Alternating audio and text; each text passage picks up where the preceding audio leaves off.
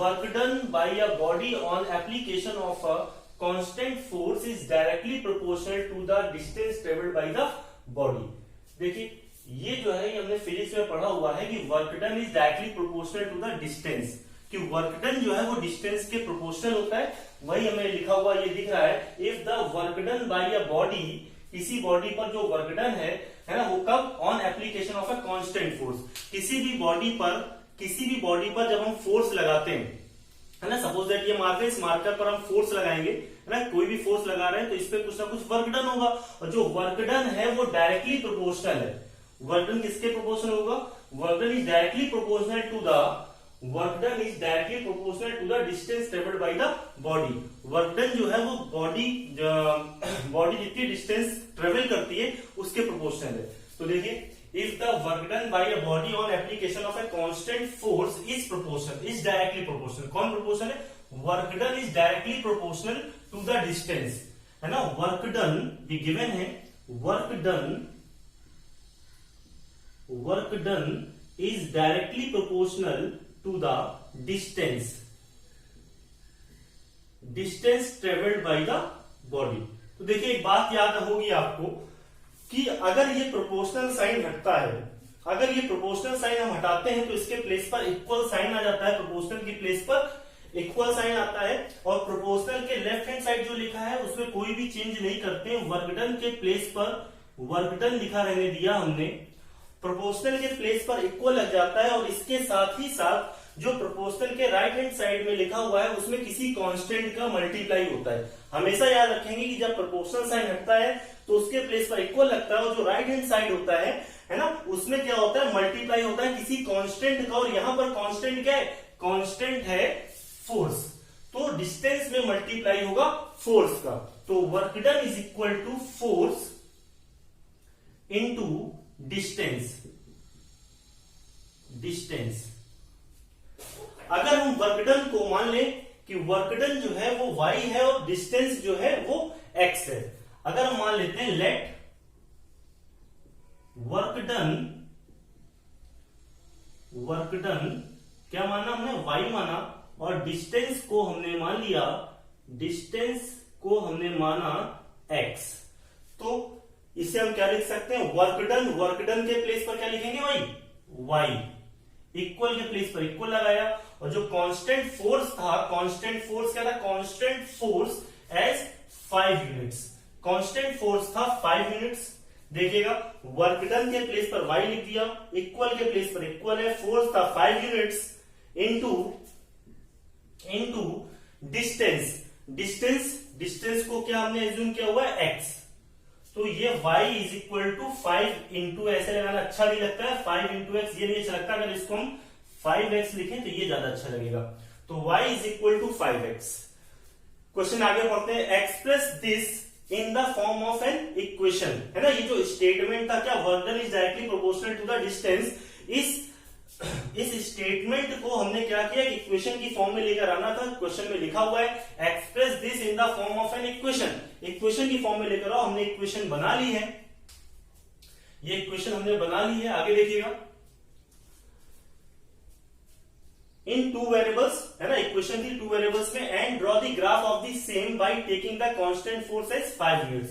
अब इस इक्वेशन का हमें ग्राफ ड्रॉ करना है। चलिए ग्राफ ड्रॉ करते हैं इस इक्वेशन का। देखिएगा, ग्राफ मैंने आपको यह बताया था कि किसी भी इक्वेशन का जब आप ग्राफ ड्रॉ करते हैं तो इक्वेशन में लेफ्ट हैंड साइड में y लिखते हैं। तो देखिए y हमने पहले से लिख रखा है, यहाँ पर इक्वेशन इस तरह की बनी है कि लेफ्ट हैंड साइड पर आपको y दिख रहा है और राइट हैंड साइड पर आपको x दिख रहा है। तो y आप x की वैल्यू पुट करेंगे, y की वैल्यू आपको मिलेगी, फिर आप जो है x y की वैल्यू यहां से फाइंड कर सकते हैं, x, y।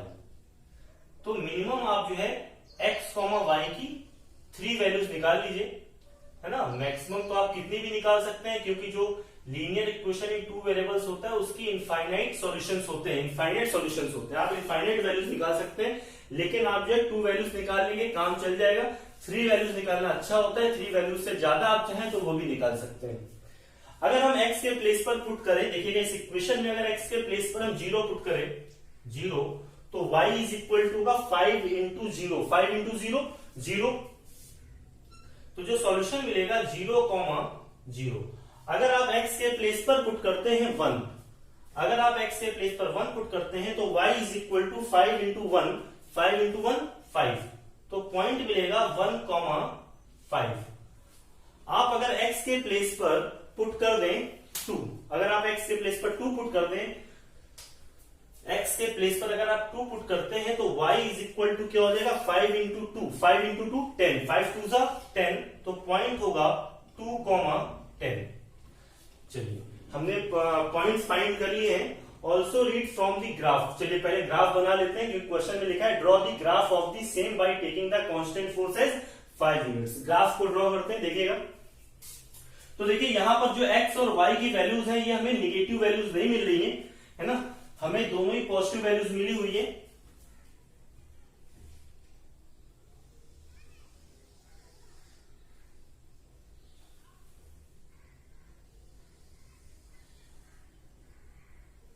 We know that horizontal axis is called x-axis and vertical axis is called y-axis.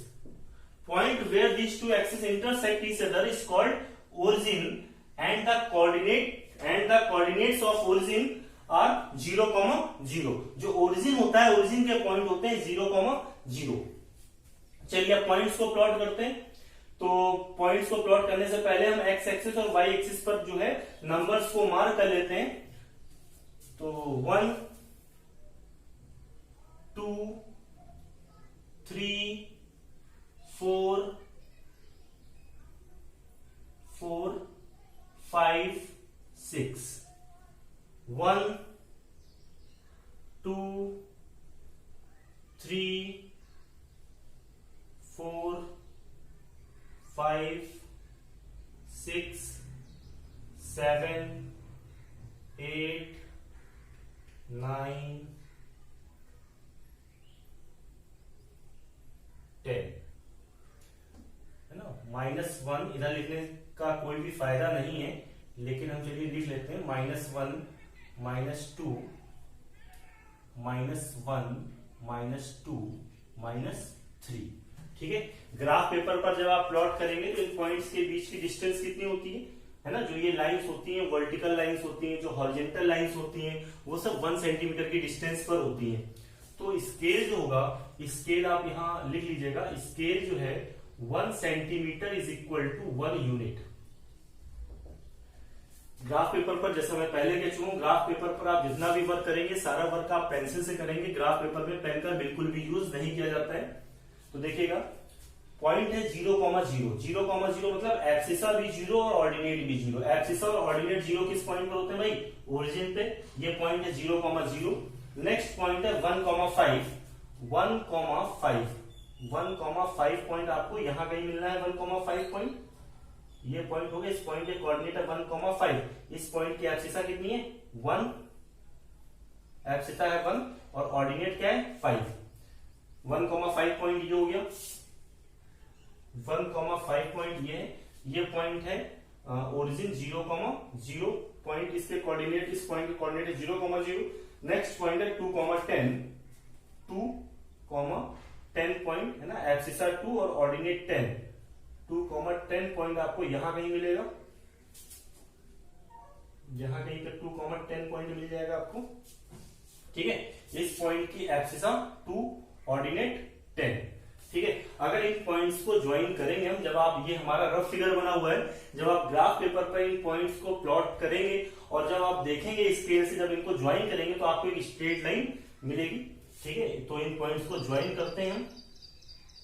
ठीक है, तो ये कुछ स्ट्रेट लाइन जो है फॉर्म हो रही है, दिखाई भी दे रही है आपको स्ट्रेट लाइन। ठीक है, मेरे पास स्केल नहीं है इसलिए थोड़ा सा ये जो है कर्व टाइप का बन रहा है, लेकिन जब आप स्केल से इसको ज्वाइन करेंगे तो आपको एक स्ट्रेट लाइन फॉर्म होती हुई दिखाई देगी। ठीक, ये पूरी एक स्ट्रेट लाइन होगी। ये जो लाइन है, ये लाइन किस इक्वेशन की है भाई?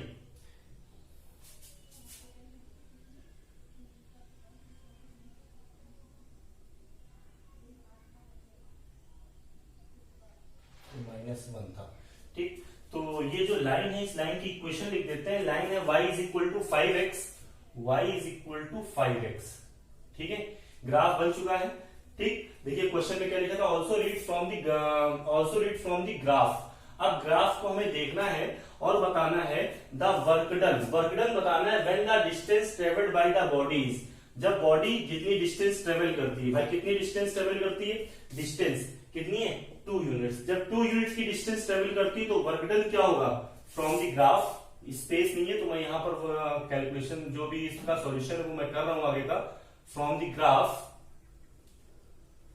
From the graph. ठीक है, फर्स्ट क्या कह रहा है कि लिखा है from the graph the work done. Work done बताना है, also read from the graph, है ना। ग्राफ से आपको पूरी जो भी पूछा गया इसका आंसर आपको ग्राफ से देना है। Also read from the graph the work done when the distance travelled by the body is 5 unit. जब डिस्टेंस क्या हो 5 यूनिट हो, व्हेन डिस्टेंस कितनी हो 5 यूनिट्स, तो वर्क डन बताना है। वर्क डन बताना है कि वर्क डन कितना है भाई, sorry distance travelled by the body is 2 units. जब डिस्टेंस क्या हो 2 यूनिट्स तो वर्क डन क्या होगा, तो भाई देखिए ये 2 यूनिट्स, ये क्या है एक्स एक्सिस। एक्स हमने किसको माना हुआ था, एक्स हमने माना हुआ था डिस्टेंस को एक्स माना हुआ था। तो देखिए डिस्टेंस को एक्स माना हुआ था और डिस्टेंस कितनी दे रखी 2 यूनिट्स। जब 2 यूनिट डिस्टेंस ट्रेवल करेगा कोई भी ऑब्जेक्ट, है ना, जब कोई भी ऑब्जेक्ट 2 यूनिट की डिस्टेंस ट्रेवल करेगा तो वर्क डन कितना होगा, तो डिस्टेंस को हमने एक्स माना था। ठीक है, तो एक्स कितना है 2 यूनिट, एक्स जो है 2 यूनिट। और पूछा क्या गया है, वर्क डन पूछा गया है ना। Also read from the graph the work done, work done पूछा गया, वर्क डन क्या है y। तो देखिए जब x इज इक्वल टू 2 है तो y कितना है, ये जो ग्राफ हमने बनाया, ग्राफ हमने किसमें बनाया, वर्क डन में और डिस्टेंस में। वर्क डन में और डिस्टेंस में ये बना हुआ है। वर्क डन क्या है, ये वर्क डन है, और डिस्टेंस क्या है, ये डिस्टेंस। तो जब डिस्टेंस जो है ना, देखिए वर्क डन को हमने क्या माना हुआ था y, तो वर्क डन को हमने y माना हुआ था, और डिस्टेंस क्या थी, डिस्टेंस x थी। डिस्टेंस हमने x को माना, तो कह रहा है जब डिस्टेंस जो है 2 यूनिट्स होगी तो वर्क डन कितना होगा, तो डिस्टेंस जब 2 यूनिट है तो वर्क डन कितना होगा। तो देखिए ये जो 2 यूनिट्स है, ये जो लाइन है, ये लाइन, इस लाइन को देखेंगे तो देखिए जब डिस्टेंस जो है ये 2 यूनिट है तो वर्क डन कितना है 10 यूनिट, है ना, क्योंकि भाई ये पॉइंट कितना था 2,10। ठीक, तो देखिए जब डिस्टेंस कितनी है, डिस्टेंस है 2 यूनिट्स, तो वर्क डन कितना है 10 यूनिट्स। तो देन वर्क डन कितना हो गया भाई 10 यूनिट्स। ठीक, सेकेंड पार्ट में व्हेन डिस्टेंस, जब डिस्टेंस कितनी है भाई 0 यूनिट्स, व्हेन डिस्टेंस 0 यूनिट्स, जब डिस्टेंस 0 यूनिट्स होगी तो वर्क डन कितना, वर्क डन पूछा गया है, तो वर्क डन कितना भाई, डिस्टेंस 0 और वर्क डन भी कितना होगा 0, क्योंकि ये देखिए लाइन कहां से पास हो रही है 0,0 से। अगर डिस्टेंस 0 है तो वर्क डन भी कितना है 0। डिस्टेंस 2 थी तो वर्क डन कितना था 10, डिस्टेंस 2 थी वर्क डन 10 था। डिस्टेंस 0 तो वर्क डन भी कितना है 0, वर्क डन भी कितना होगा 0 यूनिट्स। ठीक है, pause the video and note it down.